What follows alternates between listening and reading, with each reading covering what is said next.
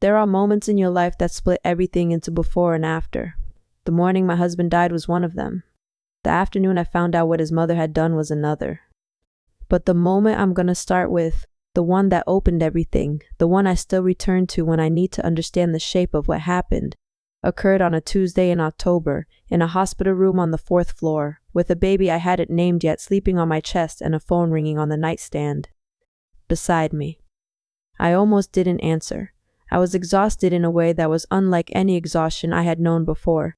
Not just the exhaustion of 12 hours of labor, though that was present too, deep in my bones and the backs of my eyes in a way that made everything slightly unreal. It was the other kind. The kind that had been accumulating for 2 months, since the night a police officer stood at my door and said words that reorganized every future I had imagined. The kind you carry when you are grieving and growing a life at the same time, when your body is doing something that requires everything from you and your heart is doing something it doesn't know how to survive. The room was quiet. The October afternoon light was going. My son was asleep against my chest, breathing in the slow, uncomplicated rhythm of someone who has just arrived in the world and hasn't yet learned to be afraid of it. I had been watching him breathe for the last hour without being able to stop, memorizing the specific weight of him, the temperature of him, the way he fit against me like something that had always been missing and was now here. The phone rang again. I looked at the screen. Miriam, my neighbor. The woman from the house with the red door 2 down from mine, who waved when she saw me in the street and once left a note when my parcel was delivered to her by mistake and whose name I had in my phone from some forgotten minor transaction between neighbors, a parking question, a misdelivered letter, something that had never required more than a text. She had never called me before. I answered because I had no good reason not to, and because I was too tired to apply the kind of thinking that produces good reasons not to do things. Diana. Her voice was warm, a little rushed, entirely ordinary. The voice of someone making a perfectly routine neighborly call with no idea she was about to break something open. Hola, perdona que llame, sé que debes estar ocupada, pero quería preguntarte si necesitaban ayuda con la mudanza. Vi que están cargando cajas y pensé que a lo mejor podía echarles una mano con algo. Ya sé que estás embarazadísima, no quisiera que te esforzaras. She kept talking. I stopped hearing her. Cargando cajas. I was lying in a hospital bed 4 floors above the street, with a baby 12 hours old sleeping on my chest, and someone was loading boxes at my house. Miriam, I said. My voice came out strange to my own ears, too flat, too careful. The voice of someone concentrating very hard on staying calm. ¿Qué callas? A pause. The pause of someone who has been talking into a silence they hadn't expected. Puese, las de la mudanza. Hey, una camioneta grande, le van un rato. ¿No está ahí de mudanza? I set the phone down on the mattress. Not deliberately. My hand just opened and the phone was no longer in it. The baby shifted against my chest, made a small sound like something beginning, and settled again. And I lay there in the white light of a hospital room looking at the ceiling, and I let the full weight of what was happening land on me. Not the details. I didn't have the details yet, just the shape of it, the fact of it, the specific understanding that the thing I had been refusing to understand for weeks had become undeniable, finally, in the most complete and irreversible way. The house was never mine. I had always known it. I had simply chosen over and over in the generous, trusting, willfully optimistic way that I had always chosen not to know it. I'm going to tell you this story from the beginning, because the call from Miriam wasn't where it started. It started much earlier, with a man who ruined every piece of food he tried to grill and laughed about it, a house with blue shutters, and a mother-in-law who smiled at me for 5 years while she waited for a moment I hadn't known to watch for. But first, let me take you back 2 months. Because before the hospital and the boxes and the phone on the mattress, there was a doorbell on a Tuesday evening in August, and 2 police officers and soup boiling over on a stove that I forgot to turn off for a very long time. A police officer was at the door, 2 of them actually, a man and a woman. Young. They both looked young to me, though I was only 34 at the time. The woman was the one who spoke. She had a careful voice, the voice of someone who had been trained to deliver news that cannot be softened, only slowed down. She said Marco's name. She said accident de tráfico. She said lo siento mucho.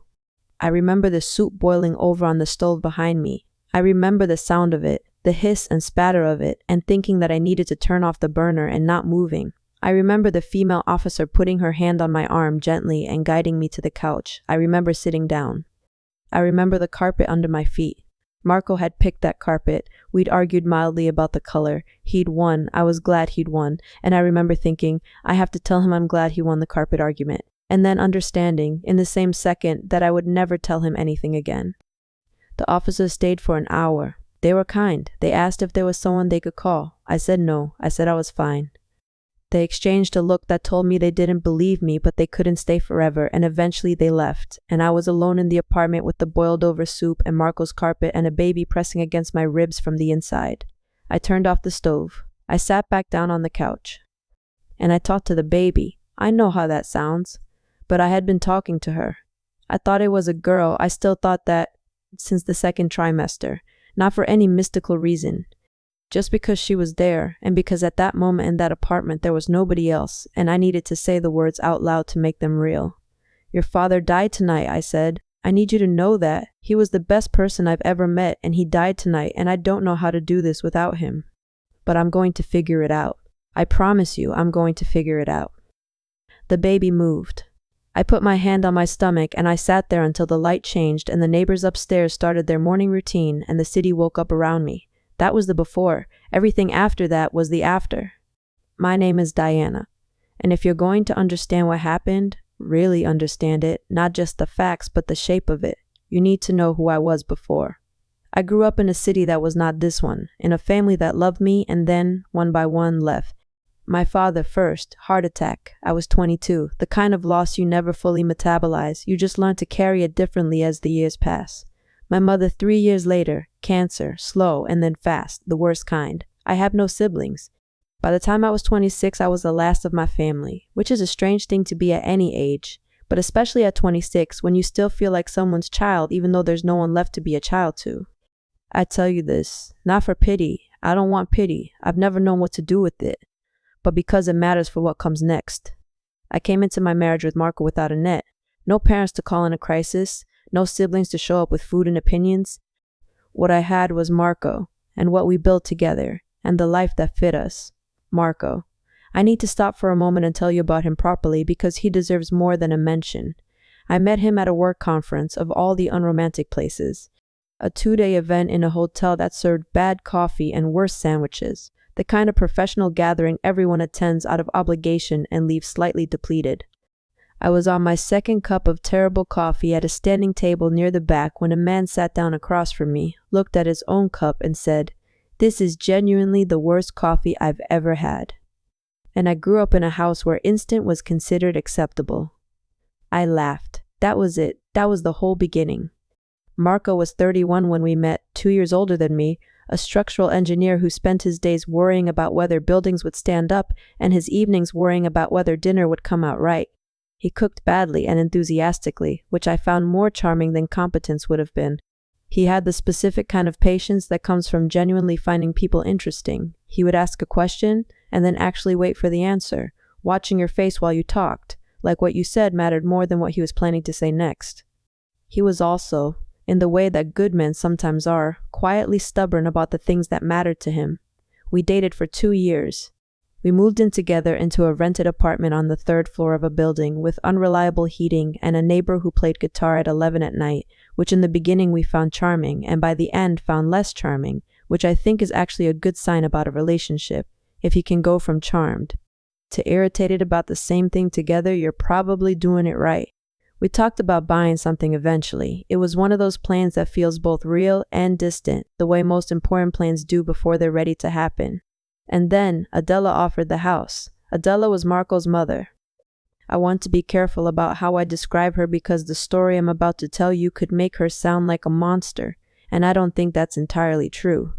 I think she was a woman who loved her son with an intensity that left no room for anyone else, who had built her entire emotional world around him after his father left when Marco was 9, and who experienced my arrival in his life as a kind of loss she never fully recovered from.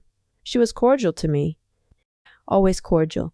She brought food when she visited, remembered my birthday, asked polite questions about my work. She called Marco every Sunday at noon, a call that lasted exactly as long as the call needed to last, which was always longer than I expected. She told stories about his childhood in a specific way, warmly but with a quality of ownership, as if the childhood and the man who had emerged from it were hers in a way that superseded everything that had come after. I noticed the watchfulness, the slight withdrawal when Marco and I shared a joke she wasn't part of, the way she would ask him questions when I was in the room, questions about his week, his projects, his plans, in a way that excluded me not by directing me away, but by directing him toward her, as if there were a magnetic field between them that everything else needed to navigate around. I told myself, she's protective of him, she'll warm up, give her time. I gave her 5 years. The house came up in the 2nd year of our marriage. Marco's aunt, his mother's sister, a practical woman named Rosario, who I genuinely liked, was selling a property. A house with blue shutters in a neighborhood we loved, the kind of house that had been lived in by people who cared about it, that had a garden in the back and a room that would be a good study and a kitchen with the right amount of light in the mornings. We went to see it on a Saturday and came home and talked about it for 3 hours at the kitchen table with the door open and the evening air coming in, and we agreed, this is it. This is the one. The problem was the down payment. We were close, very close, but not quite there. We had been saving methodically for 2 years, the way Marco did everything, with a spreadsheet and quarterly check-ins, but the numbers didn't fully line up. Adela offered to help. She sat across from us at her kitchen table, the kitchen she kept immaculately, the one with the yellow curtains, the one I associated with Sunday lunches that were warm and slightly tense. And she said, I have money set aside. I want to help. The house can go in my name for now, just until you build more equity, just while the legal situation stabilizes, and then we transfer it. It's a formality. Families do this all the time. Marco looked at me. I looked at him. It's a formality. I want to remember my own hesitation because it was there. A small, quiet voice that said, get it in writing, make it official, don't do this on a handshake. I heard the voice. I acknowledged it. And then I watched Marco's face, open and trusting, so relieved, so genuinely moved, that his mother wanted to do this, and I chose to trust along with him. Because he was a good man who believed the best about people, and I loved him for it. And choosing to distrust his mother felt like choosing to be the person who brought suspicion into something he wanted to receive as love. I chose generosity. I have made peace with that choice. I was not stupid. I was trusting, and in another life, in a family where that trust was warranted, it would have been the right call. What I know now is simply that I was trusting the wrong person. We moved in 6 months later. Marco painted the kitchen, the specific color we'd argued about for 2 weeks, and that I'd eventually agreed to, and that I loved immediately once it was on the walls. I put up shelves in the study. We planted tomatoes in the garden every spring in a project that never fully succeeded, but that neither of us was willing to abandon. Adela came for Sunday lunch occasionally, sitting at the table, watching us with that careful smile, and I told myself, this is fine. This is family working. We found out I was pregnant in March. A Tuesday morning, a digital test, the word pregnant in the small window with a certainty that made me sit down on the bathroom floor. Marco came in, read it, and sat down next to me without saying anything for a moment. Then, we're going to need a bigger table. That's who he was. He was also, in the 2 days after finding out, visibly distracted at work. His colleague texted me because Marco had approved a set of structural drawings without reading them, which had never happened before in 5 years. When I told him, he laughed. He said, I keep forgetting how to multiply. He was so happy he had temporarily lost access to mathematics. I tell you this because it's important to understand that he wanted this child. Not in the abstract way people want children before they're real. In the specific, daily, mathematical errors way of someone for whom the fact had already become the most important fact. We told people in stages. My colleagues first, because they noticed before I said anything. Ernesto and Felipe, who were quietly delighted. Marco's friends from university over dinner who made it immediately into a celebration that went longer than any of us planned. We told Adela last, not because we were avoiding it, just because the dinner with her kept being rescheduled. Work, a prior commitment. The specific way that some things find reasons to be delayed. When we finally told her, she went still for a moment. Then she stood up and hugged Marco for a long time, over her shoulder, her eyes closed. When she pulled back, her face was wet. She turned to me and said, Un bébé. Que bien. She said it warmly, genuinely. And then, almost immediately, she started talking about the nursery. What color, what furniture, she knew a shop, she could come with me. She had been at every appointment since. I thought, she's going to be a grandmother. This changes things. I thought that until the boxes started. The pregnancy changed Adela in a way I noticed but didn't name. She became more present, calling more frequently, appearing more often, with opinions about names and doctors and nursery arrangements delivered as suggestions, but carrying the weight of decisions. Marco received all of it as love, which it was, in the specific, distorted way that Adela's love always was, genuine and suffocating at the same time, real enough to be convincing and consuming enough to be dangerous. She held my hand at the 20-week scan and cried when she saw the screen.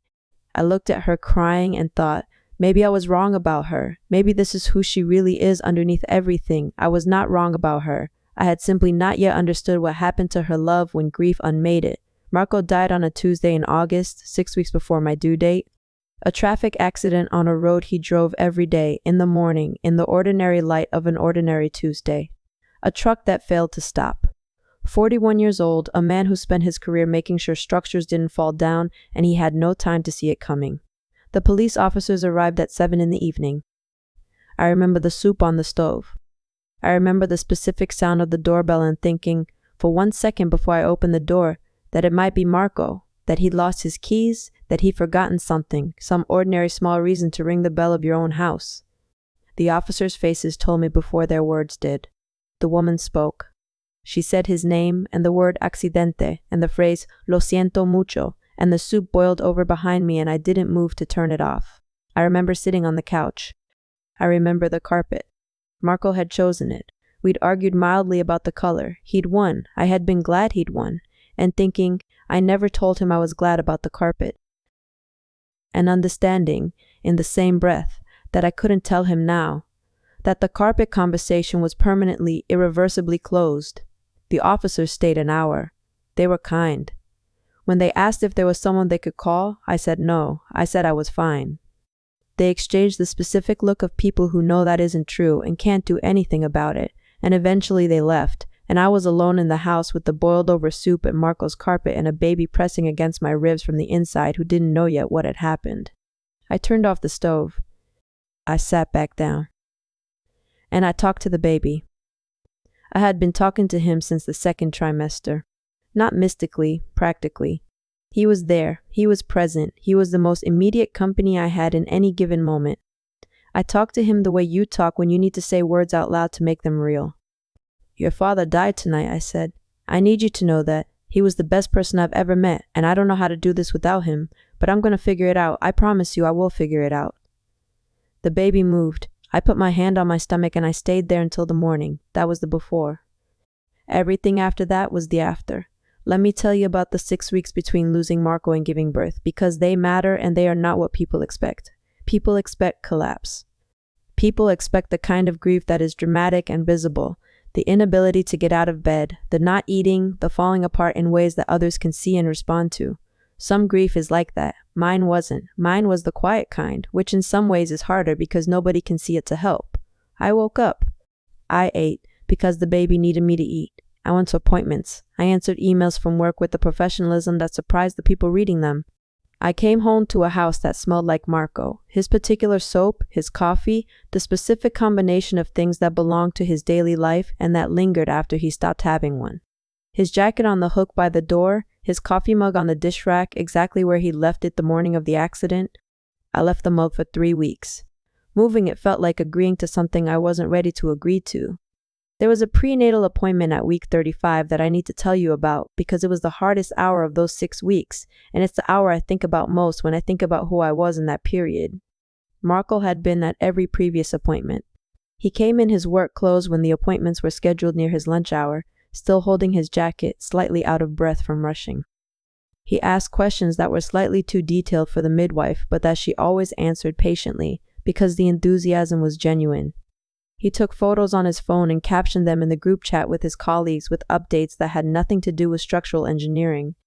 He held my hand during the parts that required hand-holding and looked at the screen during the parts that required looking at the screen, and his face during all of it was the face of someone who found everything that was happening completely remarkable. At week 35, I went alone. The waiting room had 3 other couples in it. I noticed this in the way you notice things when you are trying not to notice them, peripherally, involuntarily, with the specific ache of an absence that announces itself in what it leaves behind.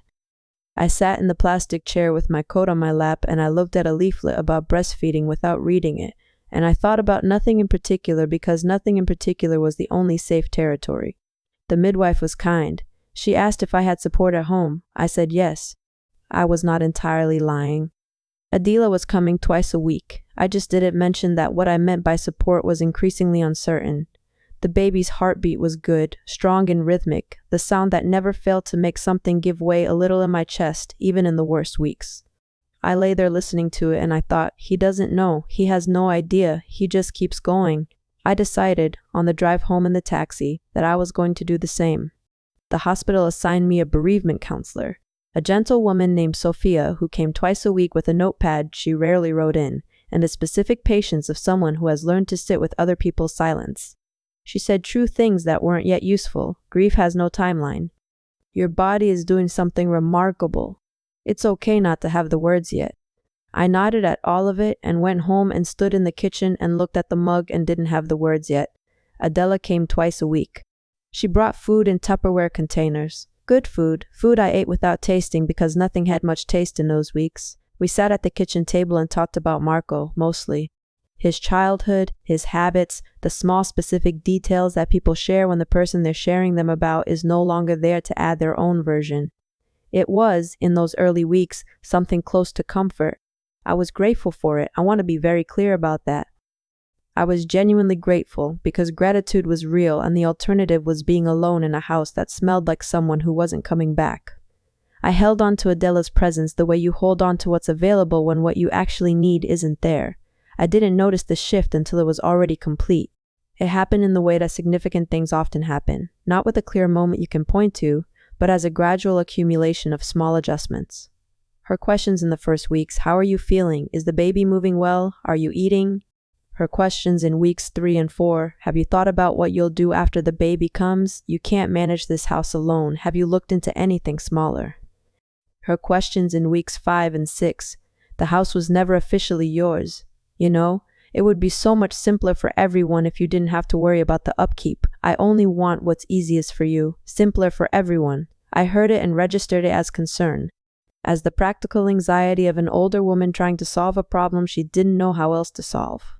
I told myself she was grieving, that grief makes people clumsy and controlling, that she was trying to help in the only way she understood. I did not let myself consider what she actually meant. What she meant was, I have already decided. I have already made arrangements. I am asking you these questions not to find out what you want, but to lay the groundwork for what's coming. And what's coming is that I am taking the house back, and I have been planning how to do it for longer than you realize, and I have chosen the moment carefully, and the moment is when you are in labor. That was what she meant. I did not understand it until the phone rang.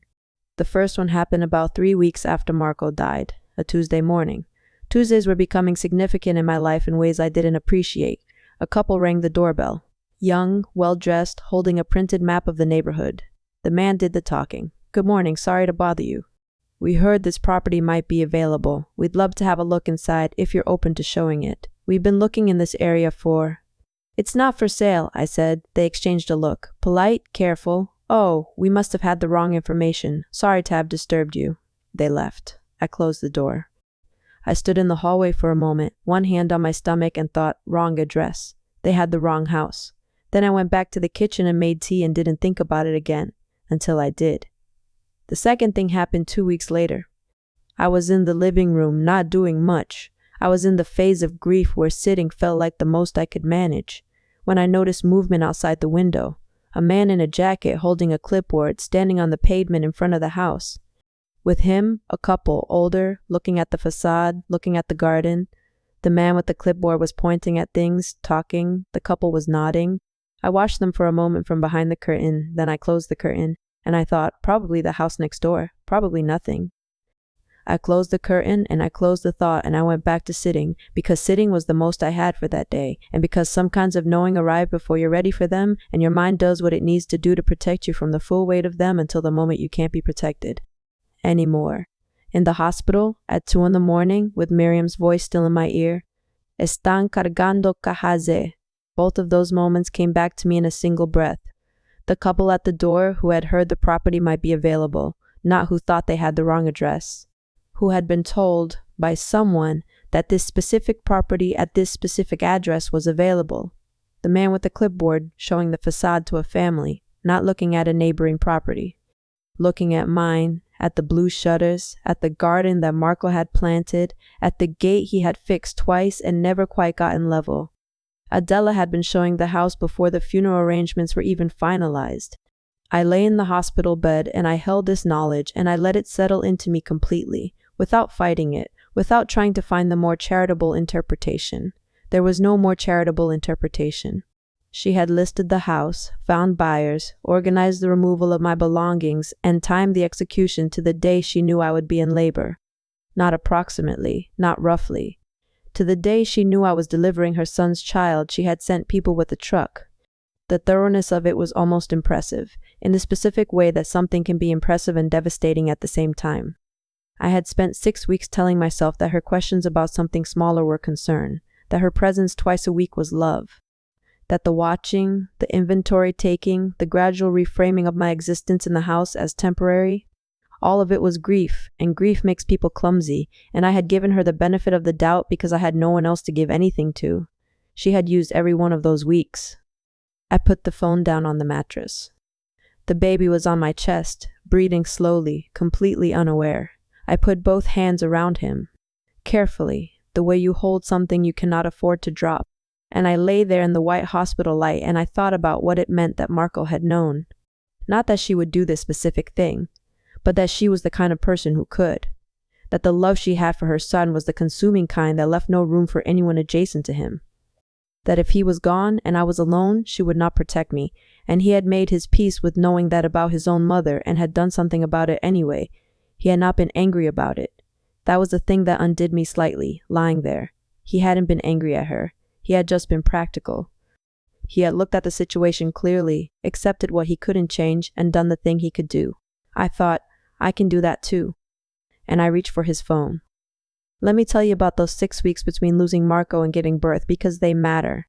The hospital had assigned me a bereavement counselor, a gentle woman named Sophia who came twice a week and sat across from me with a notepad she rarely wrote in and asked questions I mostly couldn't answer yet. She said things that were true and not yet useful. Grief has no timeline. Your body is doing something remarkable. It's okay not to have the words. I went through the days the way you go through them when the normal architecture of your life has been removed. I woke up. I ate because the baby needed me to eat. I went to appointments. I came home to a house that smelled like Marco and had his jacket still on the hook by the door and his coffee mug still on the dish rack where he'd left it the morning of the accident because neither of us had thought to put it away. I left the mug there for 3 weeks. I couldn't explain why except that moving it felt like agreeing to something I wasn't ready to agree to. Adela came twice a week. She brought food. This, at least, continued. Tupperware containers of things I ate without tasting. She sat at the kitchen table and we talked about Marco, mostly, or about the pregnancy, or about practical things, documents to sort through, calls to make, the specific bureaucracy of death that nobody warns you about. I was grateful for her presence. I want to be honest about that. In those weeks, with no family of my own, she was the closest thing I had to a person who was also devastated. I leaned on that. I didn't notice that her questions were changing. Looking back, I can map it exactly. In the first 2 weeks, how are you feeling? Are you eating? Is the baby moving well? In weeks 3 and 4, have you thought about what you'll do after the baby comes? You can't manage this house alone. You shouldn't be carrying all of this by yourself. In weeks 5 and 6, it might be time to think about something smaller. You know the house was never officially yours. It would be so much simpler for everyone if you didn't have to worry about it. It would be so much simpler for everyone. I heard it and I registered it and I told myself she was speaking from worry, from practical concern, from the specific anxiety of an older woman who had spent her life solving problems by reorganizing them. I told myself she meant well. What I didn't let myself consider is what she meant. She meant, I am going to take that house. I was always going to take that house. Your husband is gone and there is nothing to stop me and I am going to be very calm about it until it's done. That was what she meant. And on a Tuesday in October, while I was on a hospital bed 4 floors above the street, she did it. Labor started at 4 in the morning. I woke up and lay still for a few minutes, checking whether what I was feeling was real or imagined. It was real. I got up slowly, moved through the house one more time. The kitchen, the study with my shelves, the garden visible through the back window, dark and still at 4 in the morning, and I thought, this is the last time I'll walk through this house before everything changes. I called a taxi by myself. Marco had packed the hospital bag at 35 weeks, a characteristic piece of planning ahead that I had rolled my eyes at in the moment and was now profoundly grateful for. I picked up the bag. I locked the front door. I stood for a moment in front of the house with the blue shutters, the gate Marco had fixed twice and never quite gotten level, the garden where this year's tomatoes were the most promising attempt yet, still unfinished. I'll be back in a few days with someone new, I thought. I was not back. The labor was long. 12 hours is not unusual, I was told, for a first baby, though nothing about being alone in a hospital bed while your body does something enormous feels usual. There were 2 nurses who took shifts and were both quietly kind. There was a midwife named Elena who stayed past the end of her shift without announcing she was doing it. There was a period, around the 10th hour, when I was so tired that thinking in complete sentences became impossible, and I held on to one thought like it was the only solid thing in the room: keep going. You keep going. And I kept going. He was born at 4:17 in the afternoon in the thin October light coming through the hospital window. A boy. I had thought girl, had been certain of girl, had been quietly preparing for a girl, which surprised me in a way that felt almost like a gift, this ordinary surprise in the middle of everything else. The midwife put him on my chest and he was warm and real and furious about being born, making his position on the matter extremely clear to everyone in the room, and I looked at his face for the first time. Marco's nose. Immediately. Unmistakably. The specific shape of it, the line of the bridge, the roundness at the tip that I had kissed so many times, it was more familiar to me than my own features. I started to say something and couldn't. I just held him.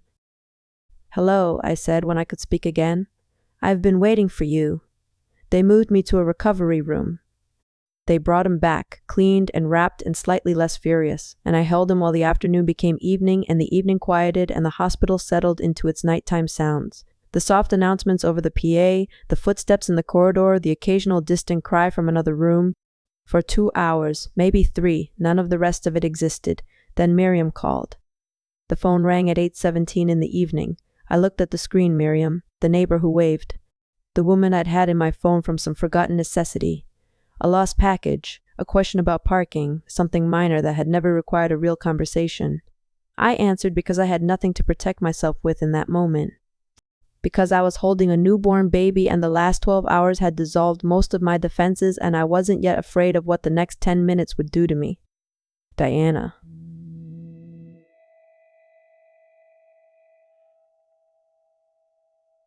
Hola, perdona que llame, sé que debes estar ocupada. Bueno, embarazadísima. Pero quería preguntarte si necesitaban ayuda con la mudanza. Vi que están cargando cajas, le van un rato con la camioneta, y pensé que a lo mejor podía echarles una mano. Ya sé que tú no deberías estar cargando nada. I heard cargando cajas. Camioneta, Miriam, I said, perdona. ¿Qué cajas? A pause. The pause of someone who has just realized the conversation is not what they thought it was. Pues he una camioneta aparcada enfrente y le van un rato sacando cosas. Muebles, cajas, bastantes cosas. Pensé que os mudabais. ¿No estáis de mudanza? The baby was on my chest. I could feel him breathing, slow and even, the breathing of someone who has no reason yet to be afraid of anything. Miriam, I said, estoy en el hospital. Acabo de tener al bebé. Another pause. Longer. Dios mío, she said softly. Diana, ¿estás bien? ¿El bebé está bien? Estamos bien. Pero necesito que me digas exactamente lo que ves.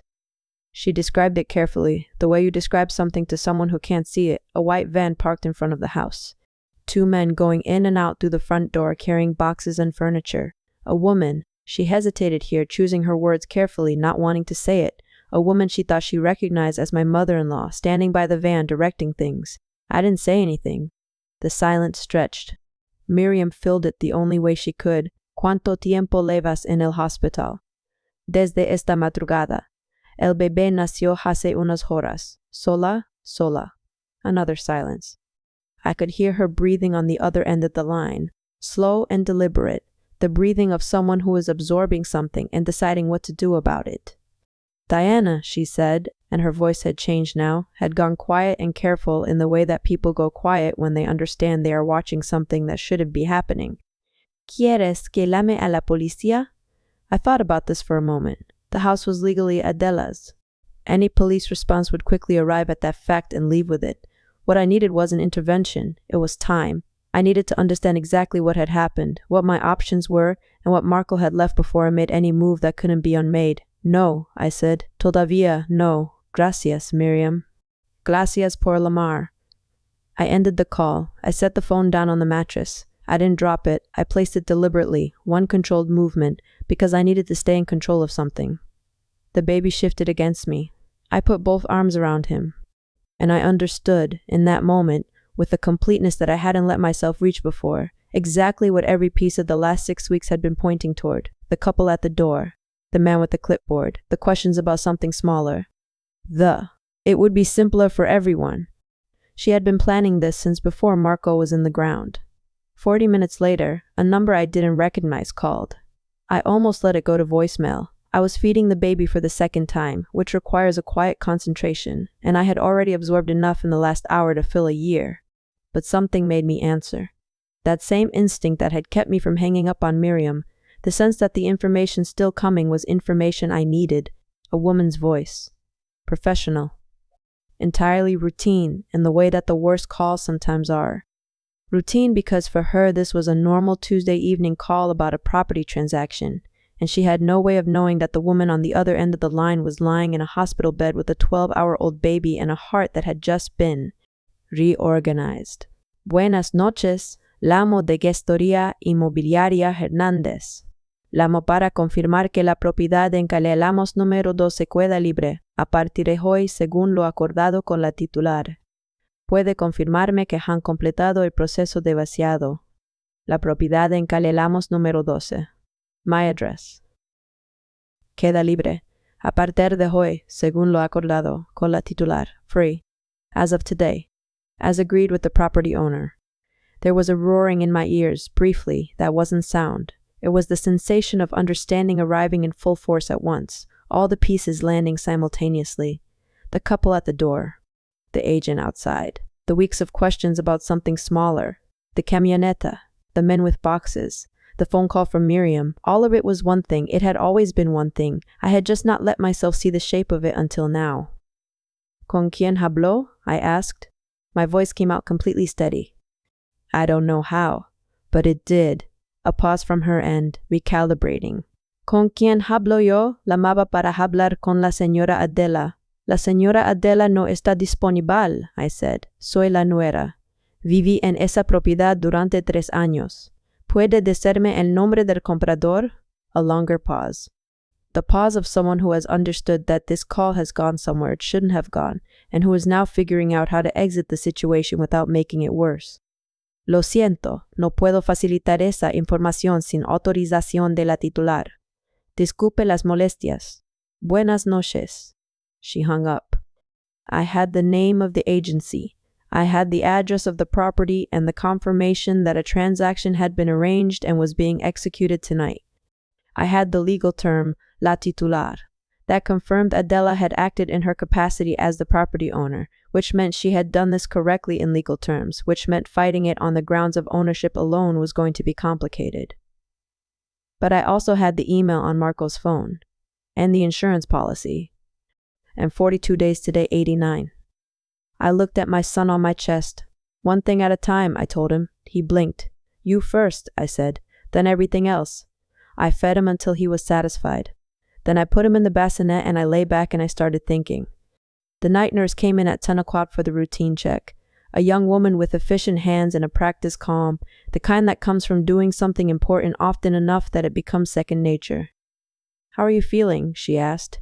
I looked at her. I thought about the question carefully. The honest answer was, I have just discovered that my mother-in-law is removing me from my home of 3 years while I gave birth to her son's child. I have nowhere to go when I leave this hospital. I have a newborn, no family, and approximately the emotional reserves of someone who has been running on survival instinct for the last 2 months.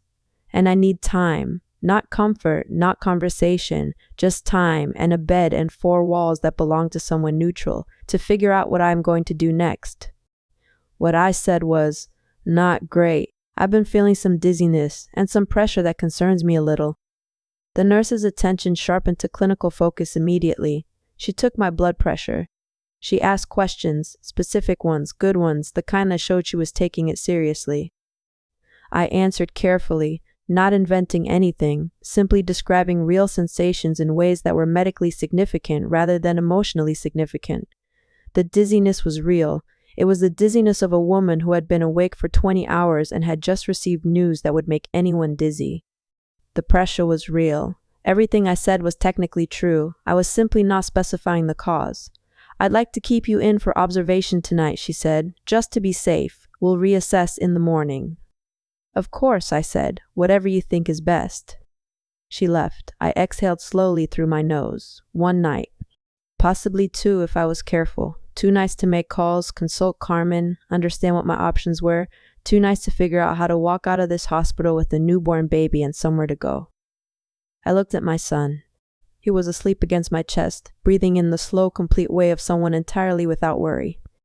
I thought about the specific miracle of that he had no idea, that the worst news of his mother's week meant nothing to him because he was 4 hours old and the world was still just warmth and sound and the familiar heartbeat he'd been listening to for 9 months. "I'm going to figure this out," I told him quietly. "You don't need to know any of this yet, but I'm going to figure it out." Then I picked up Marco's phone. His lock screen was a photo of my stomach. I had taken it as a joke, a staged profile shot, one hand on the bump, golden afternoon light in the kitchen, and sent it to him without thinking twice. He had made it his lock screen without telling me. I had never known. I sat with that for a moment. With the particular quality of learning something about someone after they're gone, something small and completely characteristic that you would have teased him about, that he would have been slightly sheepish about, that would have made you both laugh. I sat with it until I could keep going. I unlocked the phone with the code I knew, our first apartment number, a number I associated with unreliable heating and late nights and the beginning of us, and I started from the beginning. I wasn't looking for anything specific. I was looking the way you look when you know you need to look without knowing what you're hoping to find. Carefully, without rushing, the way you'd read a book someone important had pressed into your hands before leaving. His messages first. The work threads, dense and technical. The specific language of structural engineering that I had learned to half understand over 5 years. The group chats with friends, football scores, plans that had never happened, the low-stakes easy back and forth of men who have known each other long enough to require very little explanation. A thread with Rosario, his aunt, about the house sale that felt strange to read in retrospect. All that practical cheerfulness about something that had unraveled so badly. A thread with Ernesto that made me stop. Just 3 messages, sent 6 weeks before the accident. Oye, ¿puedes guardar un secreto? Claro, ¿qué pasa? He hecho algo para Diana. Para si algo me pasa. No se lo cuentes. I read that exchange 4 times. He had told Ernesto, not what, not the details, but the fact of it, that he had done something, that it was for me, that it should stay between them. Ernesto had said, understood. She won't hear it from me. And he had kept that for 2 months, through the funeral and the visits and the family fund and all of it, and he had not said a word. He had been waiting for me to find it myself. I felt something for Ernesto in that moment that I hadn't expected to feel. A specific gratitude for the specific thing he had done, which was trust Marco's judgment and stay quiet and let me get there on my own terms. His photos. I had known there would be many, and he documented everything with the enthusiasm of someone who genuinely believed the ordinary was worth recording. The tomatoes. The sunrise photos taken from the car on the way to job sites, of which there were dozens, different lights and different skies on different mornings, each one worth photographing apparently. A series of photos of the baby's room as we set it up, taken at different stages, documenting the transformation from storage room to nursery with the same systematic attention he gave his work projects. And the photos of me, my sleeping face, taken in the morning light when he woke up before me. There were over 30 of these, taken across years, always with the same quality of attention, as if each morning warranted its own record. I scrolled through them slowly. I couldn't have said how long I spent there, then the folder. Labeled Diana, sitting in the Photos app with the kind of simplicity that meant he hadn't been trying to hide it, just organize it. Inside, photograph documents. Legal documents on his office desk, the lamp I recognized catching the edge of the frame, the policy document, his name as policyholder, my name as sole beneficiary. I read the policy. I read it twice to make sure I understood what it said and what it covered. Then I searched his emails for the insurance company's name and found the communication thread. The application, the confirmation, the policy number, the schedule of payments he had been making every month for 4 months without my knowing. Then the email. I had seen it mentioned in the search results before I clicked on it, the subject line in his sent folder, para Diana, si algo me pasa. He had sent it to himself and blind copied it to an address I didn't recognize, which I later found out was his lawyer. He had thought of everything, had built in a redundancy, had made sure that even if something happened to his phone, the email would exist somewhere else. I opened it. Si estás leyendo esto, significa que algo me pasó. Contraté un seguro de vida para protegerlos a ti y al bebé. El seguro de vida tarda 90 días en hacerse válido desde mi muerte, así que recibirás una llamada cerca de ese plazo. Solo tenéis que decir tu nombre. Ellos ya tienen todo lo que necesitan. Sé que no estás de acuerdo con este tipo de seguros, pero quise hacerlo de igual forma. Deseo que no te enojes conmigo. Sé que es duro leer esto, pero ponerte este seguro es algo que llevo pensando desde que supimos del embarazo. Me trepas de saber que está Heco. Es la responsabilidad más importante que tengo, ustedes dos, y quiero hacer lo mejor posible por esta familia. Los amo más de lo que sé decir. Espero que lo comprendas. I put the phone down on the mattress. I pressed both hands over my eyes.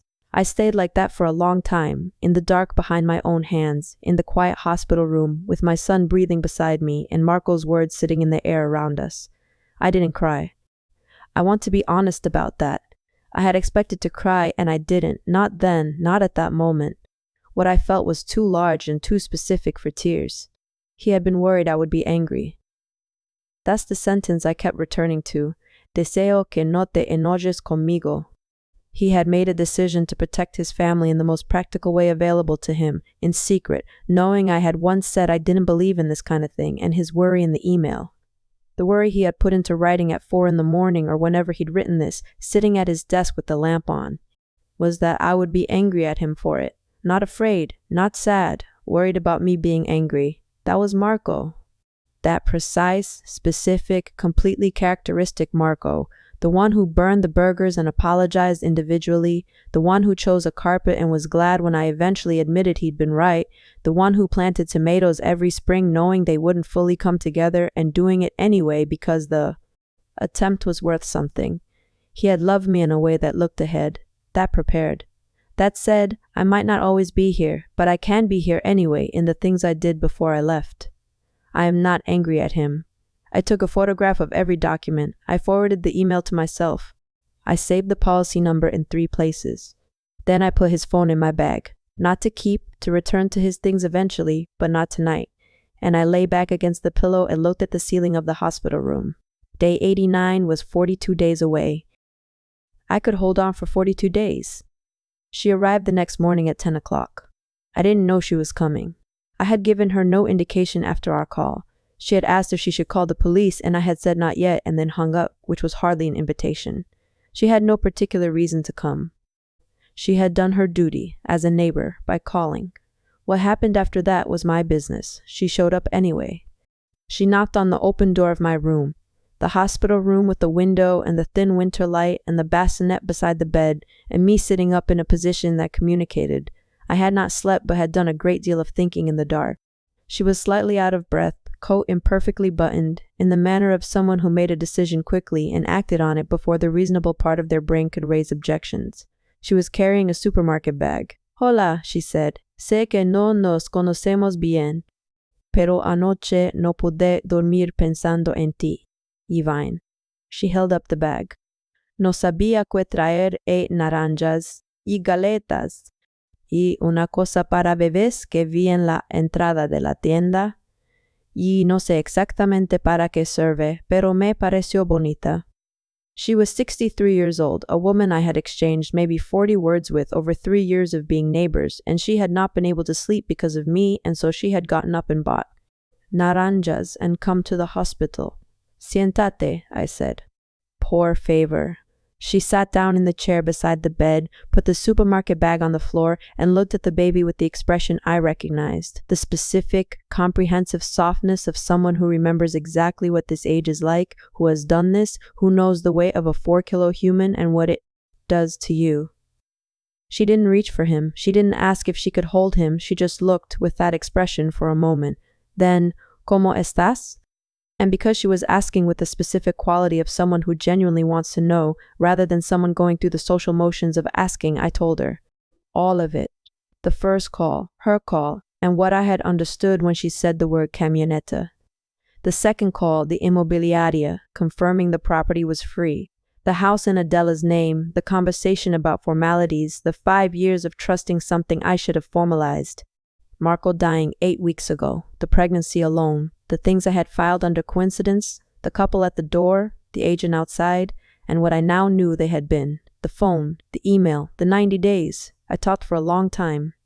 Miriam sat in the chair with her hands in her lap and listened in the way that some people know how to listen, completely, without preparation, without filtering through her own experience. When I finished, she was quiet for a moment, looking at the floor. Then she looked up. ¿A dónde vas cuando te den el alta? I had been dreading the question all morning because I didn't have an answer. No lo sé, I said. Sí lo sabes, she said. Vienes a mi casa. Tengo el cuarto de mi hija cuando no está, que está casi siempre libre. Suados y caben dos. Ven y si os cuidáis hasta que puedas arreglarlo todo. She said it the way you say something you've already decided, not as an offer in need of consideration, but as a fact waiting to be accepted. No hay más que hablar. I looked at her, Miriam. No te conozco. Yo tampoco te conozco, she said simply.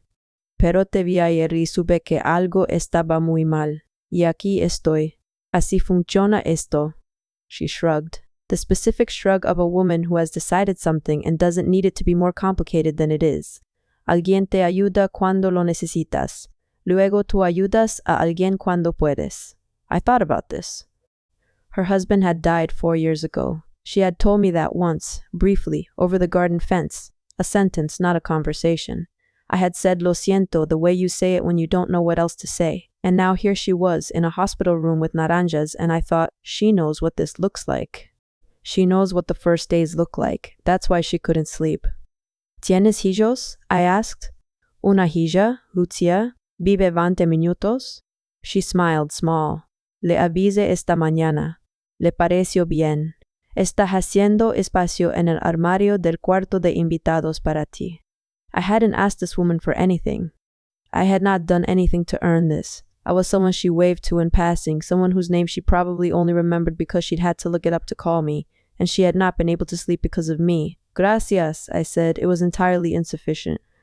She waved her hand as if insufficient thanks were something she encountered regularly and had a policy about.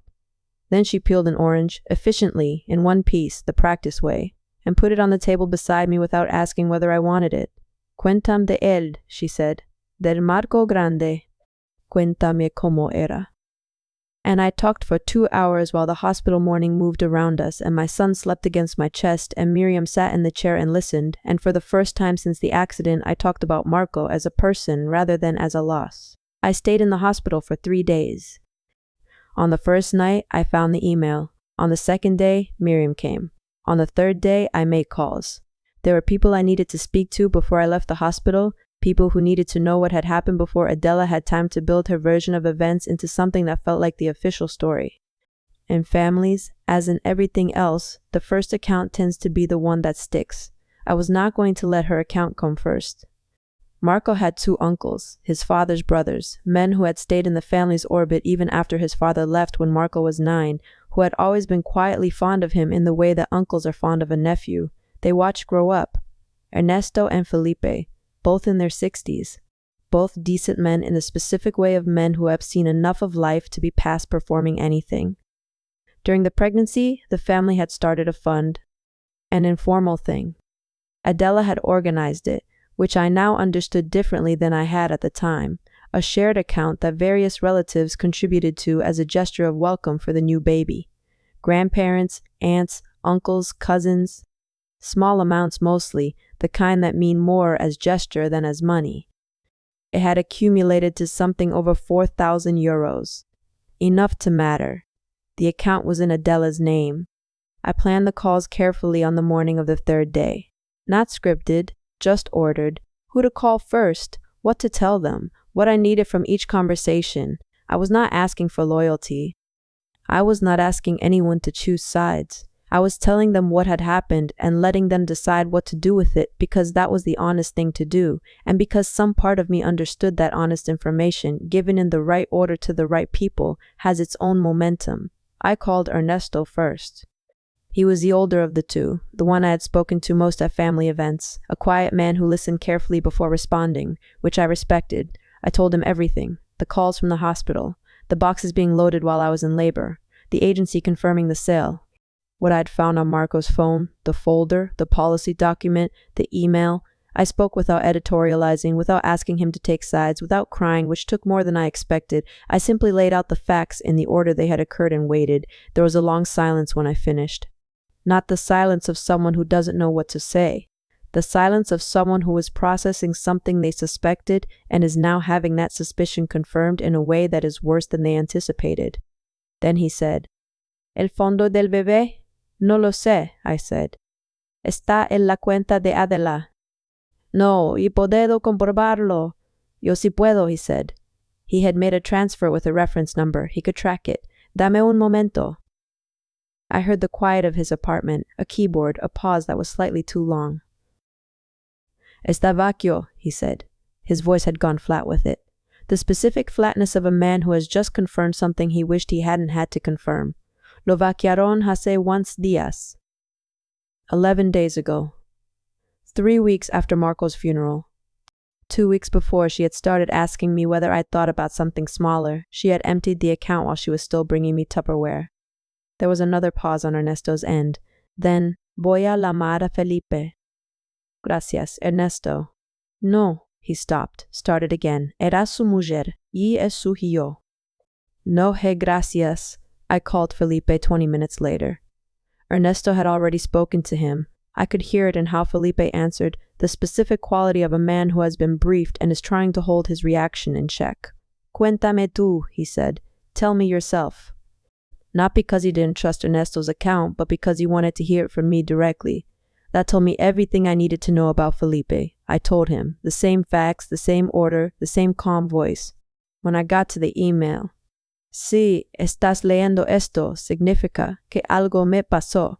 I heard something on his end that might have been a brief silence around a swallowed breath. He recovered immediately. He asked 2 practical questions about the insurance policy. He said, "We'll be there. Whatever you need."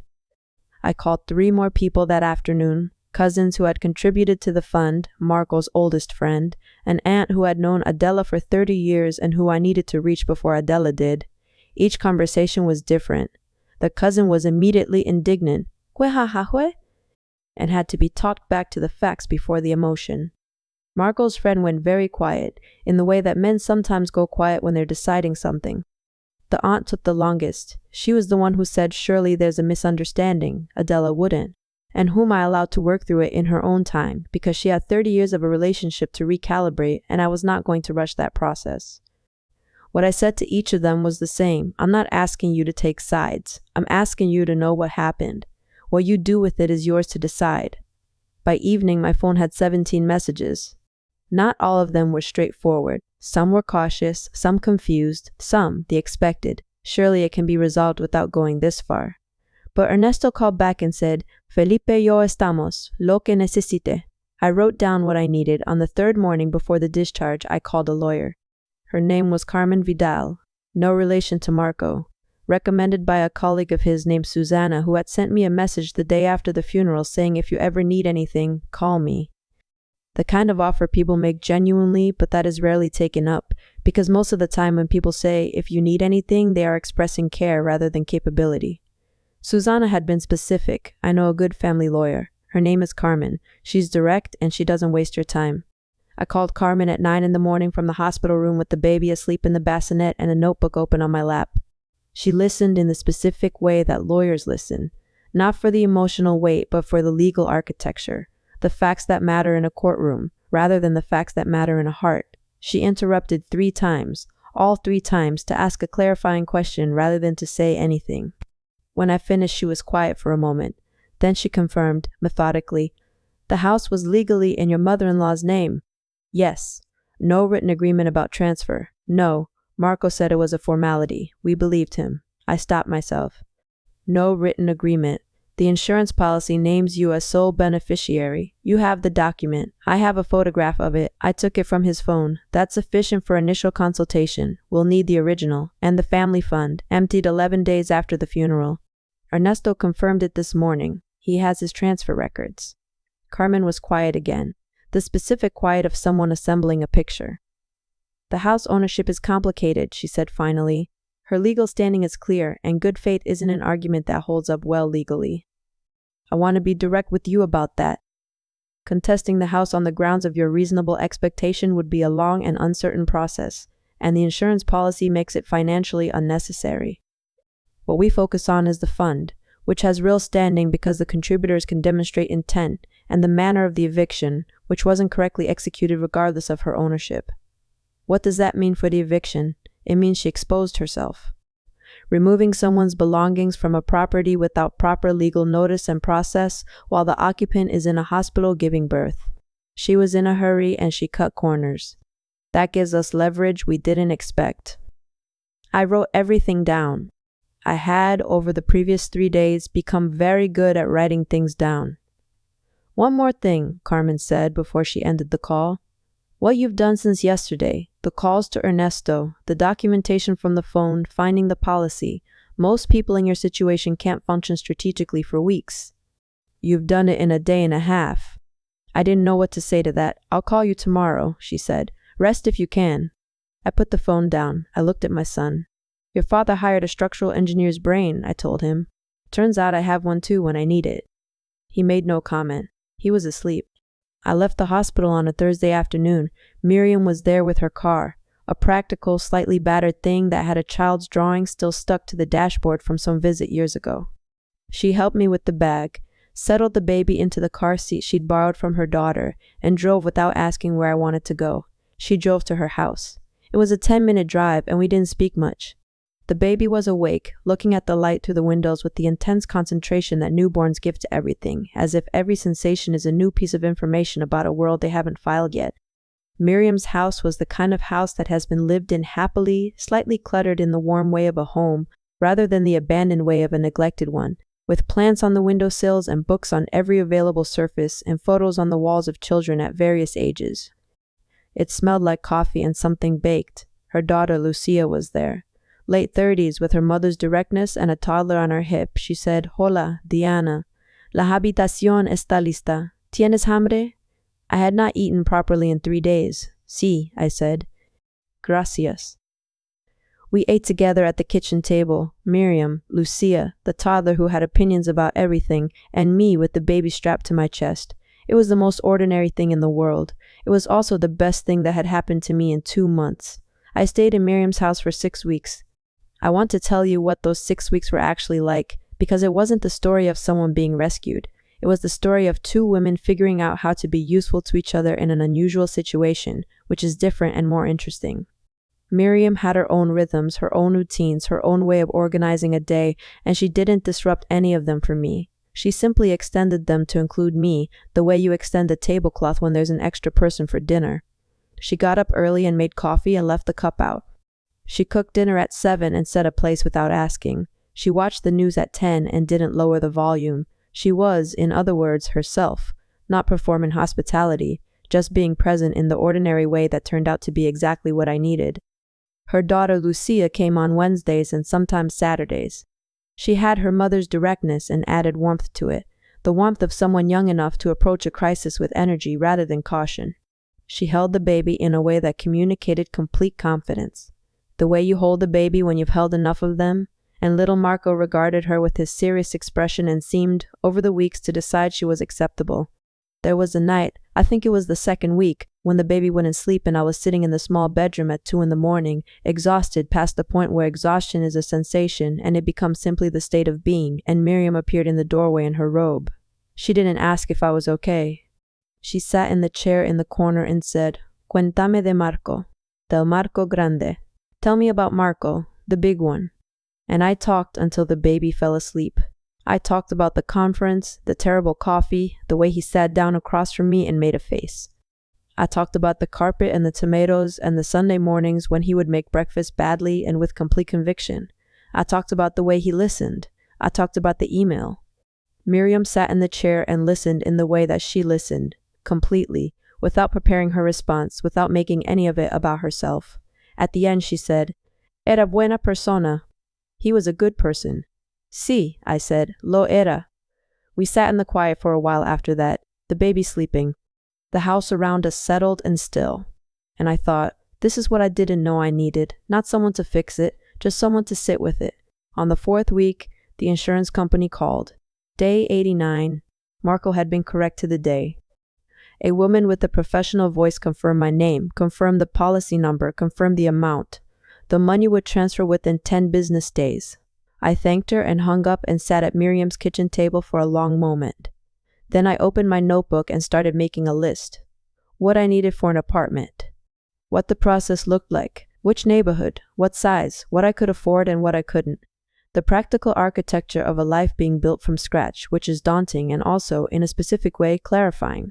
When you have to choose everything, you find out quickly what actually matters. I called Carmen Vidal from the kitchen table while Miriam was in the garden, the phone pressed to my ear, Marco in a sling on my chest. Carmen had updates. The eviction challenge was proceeding. The family fund recovery was proceeding. Adela had hired a lawyer who was being, in Carmen's diplomatic phrasing, muy activo. All of it was moving. None of it was fast. How long? I asked. Months, Carmen said. Possibly longer for some of it. But your position is solid. The insurance protects you. The fund recovery has standing. And the manner of the eviction gives us leverage we didn't expect. Good, I said. Diana, Carmen said, I want to say something that isn't legal advice. What you're doing, how you've handled this, it's not common. Most people in your situation are so overwhelmed they can't function strategically. You've been strategic from day one. I thought about the night in the hospital room, the phone on the nightstand, the decision to pretend to be unwell, to buy time, to think.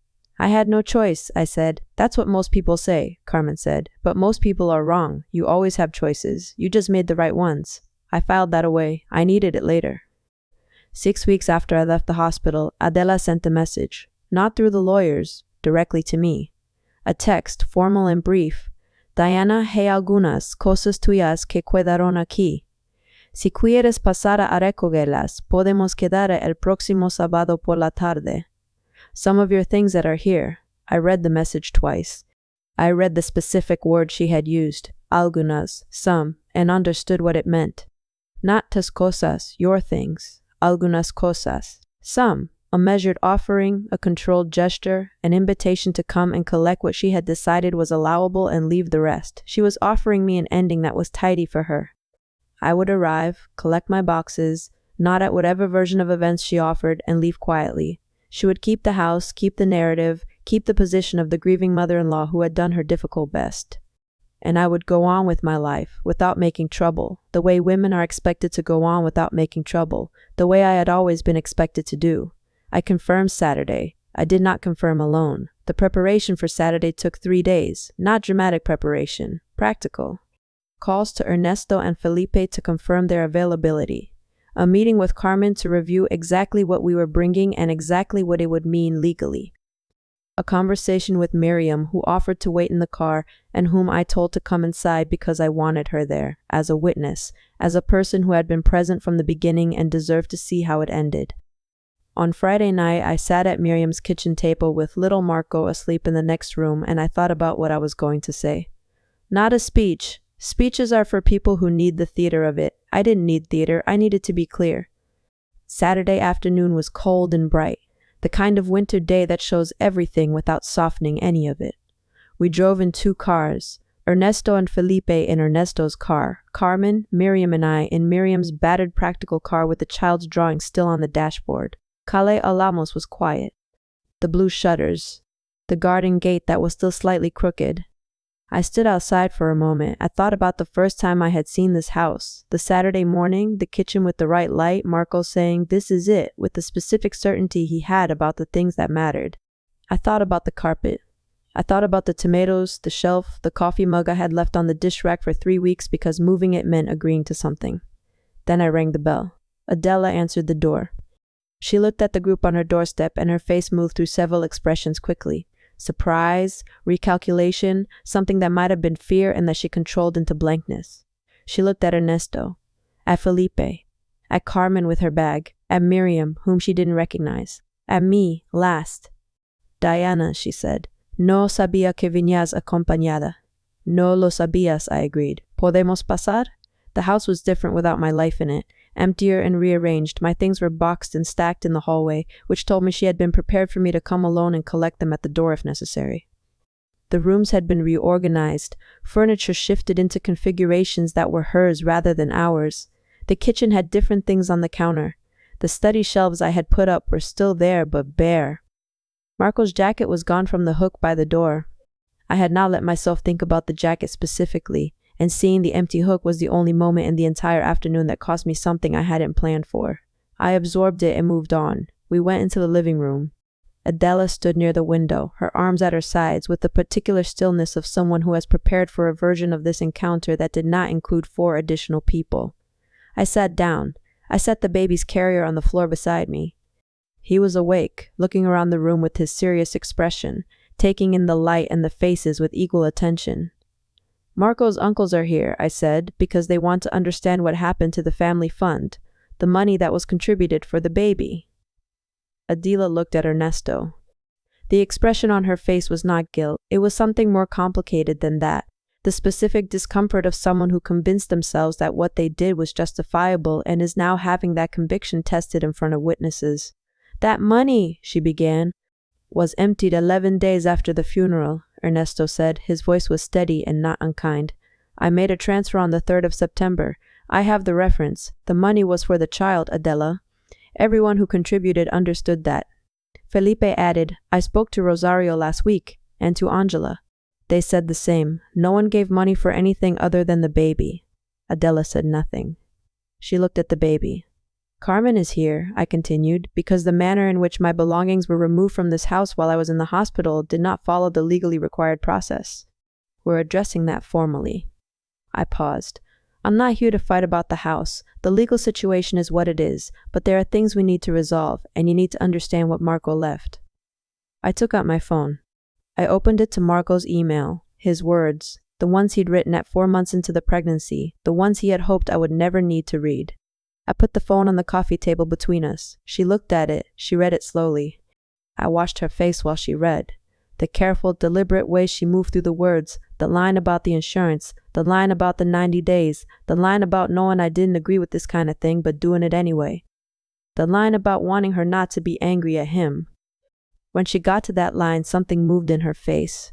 "Deseo que no te enojes conmigo." She had known Marco for 41 years. She had been the one he called on Sundays. She had been the one who knew the childhood version and the adult version and all the versions in between. She knew exactly how he would have felt writing that line. She knew the specific anxiety behind it, the quiet stubbornness of him, the needing to do the thing he thought was right even when it made someone he loved uncomfortable, and the worry afterward about whether it had caused damage. She covered her mouth with one hand. I gave her a moment. This was not cruelty, it was fairness. She had loved him. The grief of that was real and it deserved a moment. Then I said, "El fondo del bebé tiene que devolveres. No era tuyo. Era de su hijo. Carmen tiene los detalles." She looked up. Her eyes were wet. "Why la casa?" "La casa es tuya legalmente," I said. "Marco y yo confiamos en ti y no formalizamos el acuerdo. Eso fue un error. Pero el error fue nuestro, no solo mío." I paused. "Lo que no era tuyo era el fondo. Y lo que no fue legal fue la forma en que te la llevaste mientras yo estaba pariendo a tu nieto." The word nieto, grandson, landed in the room with its full weight. I watched her look at the baby again, at his face, at the nose that was Marco's nose. Lo devolveré, she said, quiet, not defeated but different than she had been at the beginning. Like something she had been holding had become too heavy to keep holding. Bien, I said. Carmen tiene lo detalles. I stood up. I put on my coat. I picked up the carrier with the baby. And then, because I had thought about this, had decided it before I arrived, had chosen it, not out of weakness, but out of a specific belief that some things deserve a door left open even when they deserve what's coming through the other one, I stopped. Adela, I said. She looked at me. Sé que lo querías. Sé que lo querías más de lo que sabías cómo demostrar. Lo que hiciste no tuvo justificación, pero no te odio por ello. I looked at the baby.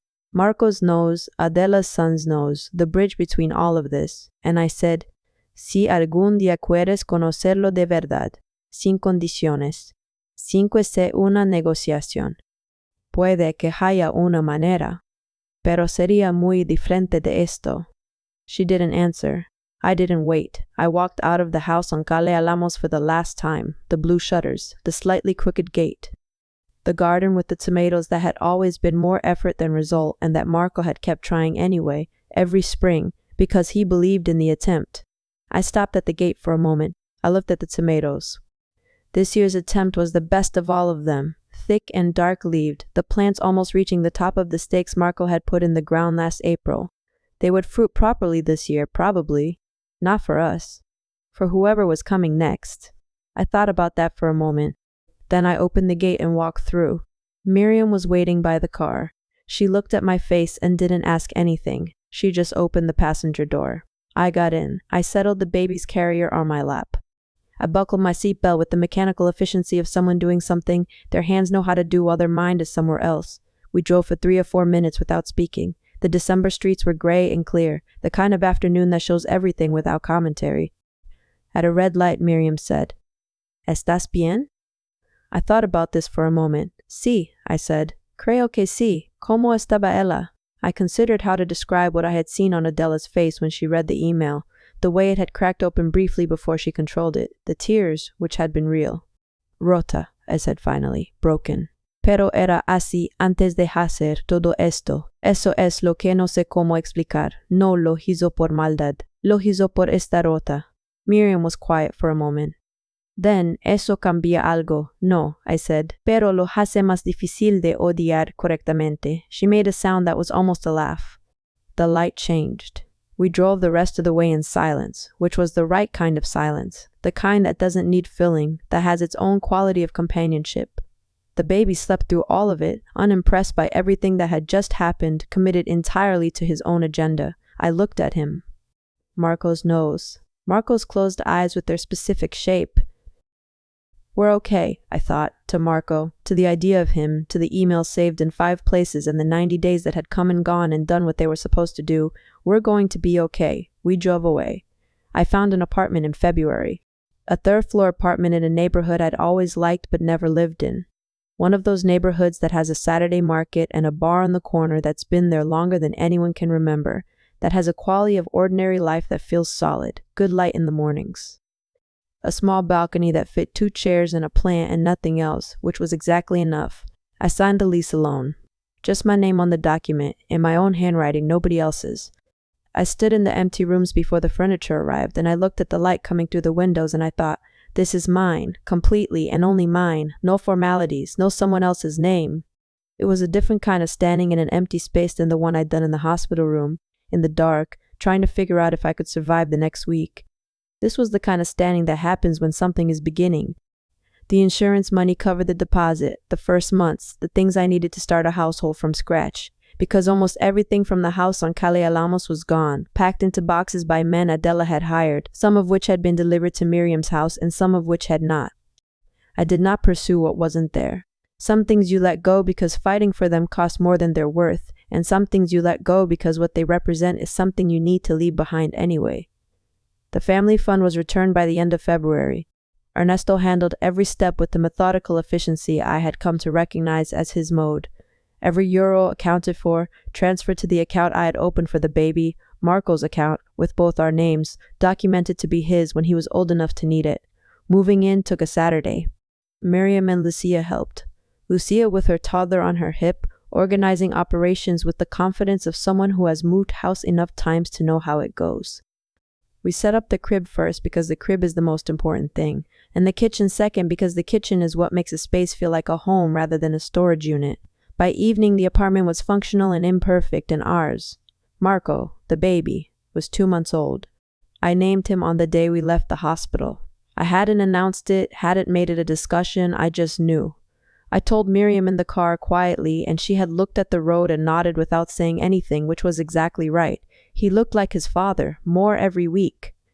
The nose was obvious from the beginning, but by 2 months it was the whole face. The shape of the forehead, the set of the eyes, the expression of complete specific attention that Marco had had and that had apparently been genetic. That expression.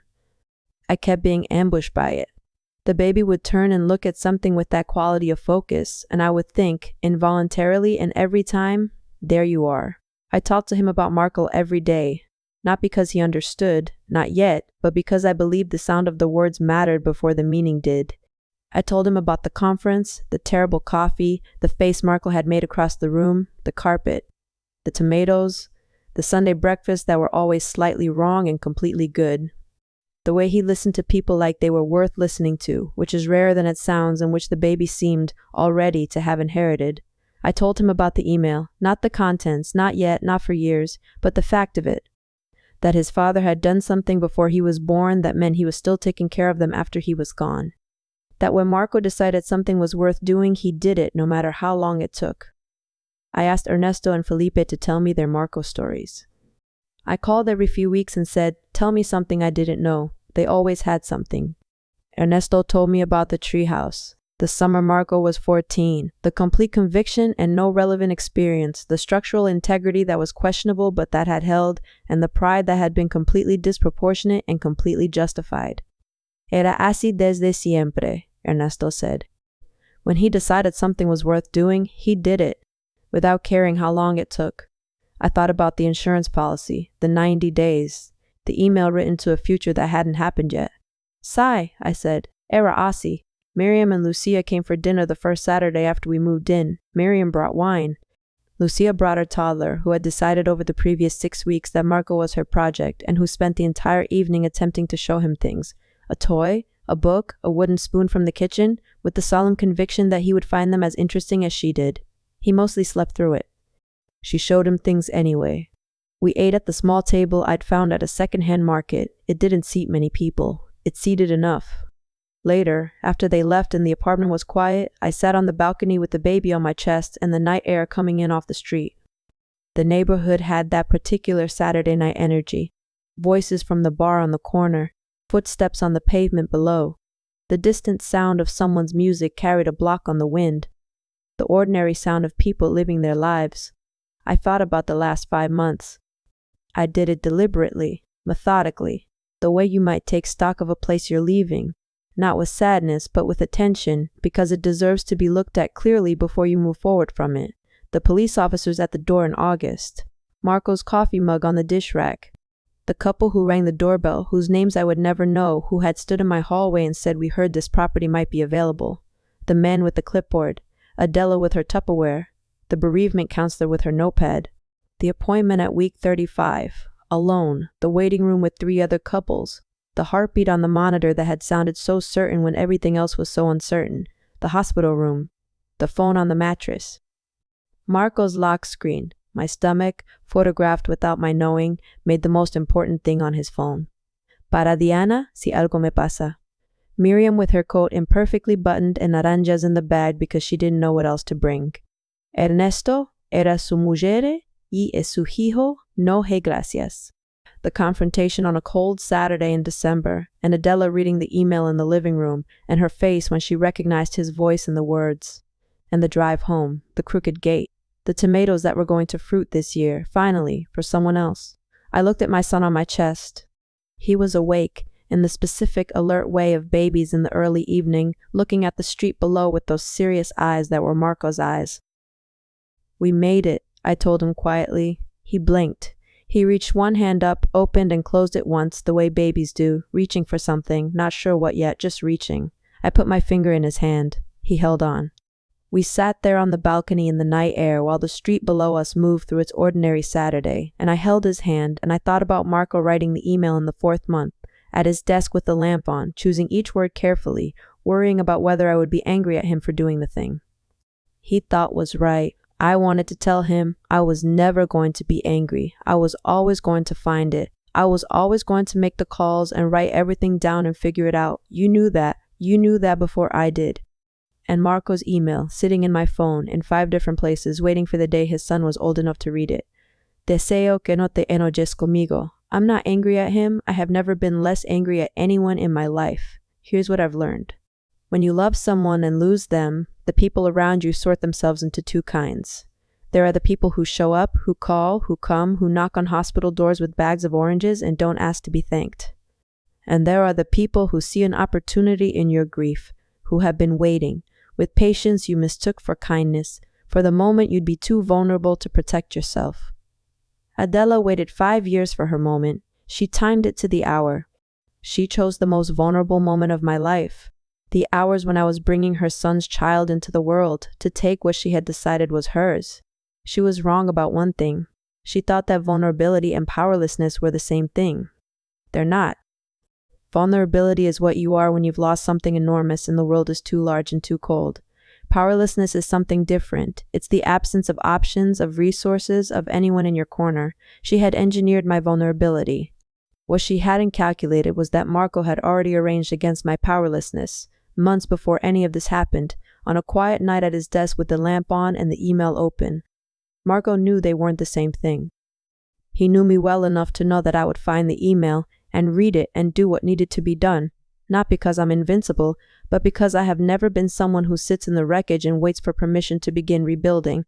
He knew that when I found it, at 2 a.m. in a hospital room with our son sleeping beside me, I would put it in my pocket and start. He was right. He was almost always right, except about the tomatoes, which were a consistent failure that he remained optimistic about until the very end. I think about him every day. I think about him when Marco, the baby, my son, does the attention thing, that complete focused expression, and I think, there you are. That's where you went. You're in his face. I think about him when I'm cooking something that takes longer than I want it to take, and I hear his voice in my head telling me not to rush it. I think about him on mornings when the light comes through the kitchen window at a good angle, and I think he would have photographed this window. I think about him when things are hard, which they still are sometimes. Grief doesn't evaporate. It becomes something you carry differently as time passes, something that changes shape but doesn't disappear. Some mornings it's very heavy, and some mornings it's just a weight I've learned to account for, and both are honest. But I also think about Miriam, about Lucia, about Ernesto, who kept Marco's secret and showed up on a Saturday in December, about Felipe, who called Rosario and Angela and built the case, about Carmen Vidal and her plant and the things she said. You always have choices. You just made the right ones. About the way family is sometimes the people whose blood you share, and sometimes the woman who bought you oranges because she didn't know what else to bring. I want to say something to you directly, if you're still with me. I made mistakes in this story. Not small ones. I ignored the voice that said get it in writing. I chose to trust when the trust wasn't warranted. I filed things under coincidence when they weren't. I let the desire to have a family, to have something that stayed, in a life that had already lost so much, lead me to accept an arrangement I should have questioned more carefully. I'm not telling you this to blame myself. I'm telling you this because I want you to hear it from someone who has been on the other side, the voice that says make it formal. Get the document. Don't do this on a handshake. That voice is not suspicion. It is not hostility. It is not a failure of love or generosity. It is care for yourself, for the people who depend on you, for the future you're building together. Writing something down doesn't mean you don't trust the person. It means you trust the relationship enough to protect it from the 100 things that can go wrong without anyone intending them to. Marco understood that. He wrote it down. He protected what mattered even when it was uncomfortable to think about needing to protect it. If you are in a relationship, with a partner, with a family member, with anyone, and there is a house, an account, an arrangement, a formality that has been put off because it felt unnecessary or like an implied accusation, I am asking you to make the call. Get the document. Not because you're planning for the worst, because you love what you have enough to take care of it properly. And if the worst has already happened, if you find yourself in the hospital room, or the empty apartment, or the kitchen at 2 in the morning trying to understand the shape of the thing that has just occurred, then I want you to hold on to this. You are not as powerless as they're counting on you to be. The people who time their betrayals to your weakest moments are counting on overwhelm, on the fog of grief, on the fact that you're too exhausted to be strategic. Sometimes they're right, for a while, but a while is not forever. And in the meantime, you stay one more day. You open the phone. You call the person who knows what to do. You tell the truth to the people who deserve to hear it. You keep going. I kept going. My son is 7 months old as I record this, and he is the best thing in my life, which is something I couldn't have said without qualification in those first weeks, when saying it felt like betraying the grief, but which is simply and completely true now. He has Marco's face. He is going to know his father. Every story, every photo, every failed tomato season documented with the enthusiasm of someone who believes the attempt is worth something regardless of the result. Every bit of Marco that I carry, and the bits that Ernesto and Felipe carry, and the email that is saved in 5 places, and that he will read when he's old enough to understand what it means to be loved by someone who plans ahead. If this story reached something in you tonight, if you recognized it, if it reminded you of something you've been putting off, if someone you know needs to hear it, leave it in the comments. Tell me your version. Tell me who showed up with oranges. Tell me what you're still building from the pieces. I read every single one. And if you're in the middle of it right now, if it's 2 in the morning and you're in the hospital room and you haven't slept and you don't know what the next week looks like, I want you to hear this one last thing. Someone will show up. Not because the world is fair. It isn't. Not because you've done everything right. Nobody does everything right. But because there are Miriams in the world. Women who couldn't sleep, who made a decision quickly and acted on it before the reasonable part of their brain could raise objections. Who showed up with coats imperfectly buttoned and bags of oranges and sat in the chair and said, "Viene a mi casa, no hay más que hablar." You just have to open the door, and you have to let them in. Thank you for being here with me tonight. All names and identifying details in this story have been changed. This story was created for the Silence Bonds channel and is inspired by real emotional experiences shared publicly. Any resemblance to specific individuals is coincidental. E&D, total runtime target, 2H5 min, 2H25 min. All names and identifying details in this story have been changed. This story was created for the Silence Bonds channel and is inspired by real emotional experiences shared publicly. Any resemblance to specific individuals is coincidental.